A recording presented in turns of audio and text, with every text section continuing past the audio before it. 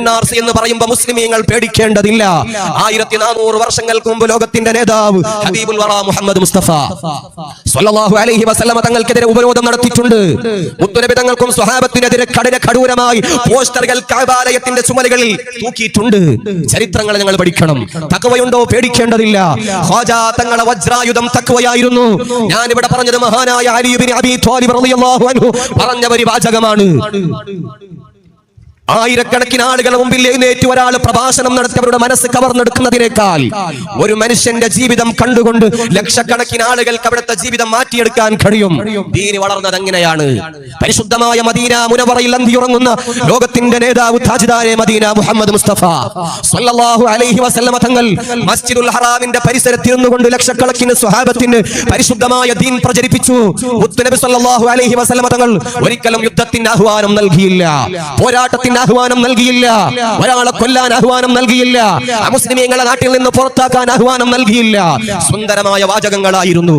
ഉസ്താദ് ഇവിടെ പറഞ്ഞതുപോലെ അയൽവാസി പട്ടിണി കിടക്കുമ്പോ വയറു നിറയെ ഉണ്ണുന്നവൻ എന്നിൽ പെട്ടവനല്ല എന്ന സുന്ദരമായ ആശയം ലോകത്തേക്ക് പഠിപ്പിച്ചു തന്ന മുഹമ്മദ് മുസ്തഫ സ്വല്ലല്ലാഹു അലൈഹി വസല്ലം ഏത് മതക്കാരനാണെങ്കിലും വലഖദ് കറംനാ ബനി ആദം, ആദം സന്തതികളെ ഞങ്ങൾ ബഹുമാനിച്ചിട്ടുണ്ട് എന്ന് പരിശുദ്ധമായ ഖുർആൻ പഠിപ്പിച്ച ആശയമാണല്ലോ ലോകത്തിന്റെ നേതാവ് ഹബീബുൽ വറ മുഹമ്മദ് മുസ്തഫ സ്വല്ലല്ലാഹു അലൈഹി വസല്ലം തങ്ങൾ നമുക്ക് പഠിപ്പിച്ചു തന്നത്.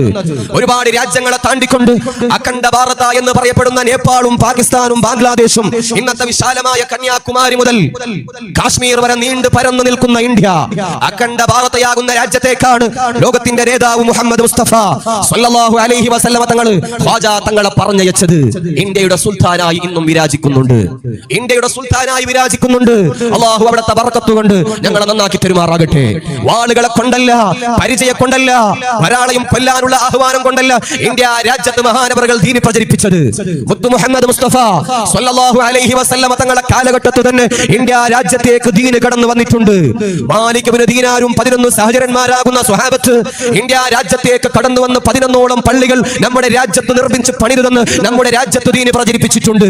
ഇന്ത്യ രാജ്യത്തേക്ക് പുതിയ ഒരു ആശയവും ആദർശവും കടന്നു വന്നപ്പോ ചില്ലര ആളുകൾ ദീനിയുമായി കയ്യിൽ പിടിച്ചുകൊണ്ട് നമ്മുടെ രാജ്യത്തേക്ക് വന്നപ്പോ എന്തുകൊണ്ട് ഭൂരിഭാഗം അമുസ്ലിമീങ്ങളായിരുന്ന മുസ്ലിമീങ്ങളില്ലായിരുന്ന ഒരു രാജ്യത്തിന്റെ തലവന്മാർ, ഭരണാധികാരികൾ, കിങ്കരന്മാർ എന്തുകൊണ്ട് രാജ്യത്തിൽ നിന്ന് പുറത്താക്കിയില്ല?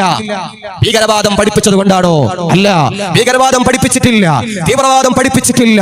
സുന്ദരമായ മധുരമായ വാചകങ്ങളായിരുന്നു മദീന മുനവ്വറയിൽ കത്തിച്ചു വെച്ച ആ വിളക്കായിരുന്നു അവർ ലോകത്തിന്റെ മുക്കുമൂലകൾക്ക് പ്രചരിപ്പിച്ചത്.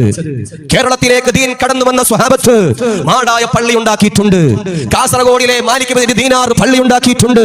മംഗലാപുരം പള്ളി സ്വഹാബത്ത് ഉണ്ടാക്കിയതാണെന്ന് പറയുന്നുണ്ട്. ഇന്ത്യ രാജ്യത്ത് 11ഓളം പള്ളികൾ മുത്തു മുഹമ്മദ് മുസ്തഫ സ്വല്ലല്ലാഹു അലൈഹി വസല്ലമ തങ്ങളുടെ ശിഷ്യന്മാരാകുന്ന സ്വഹാബത്ത് നിർമ്മിച്ചിട്ടുണ്ട്. ഇന്ന് ഇസ്ലാമിക് റെവല്യൂഷൻ ഇന്ത്യ രാജ്യത്ത് നടന്നത്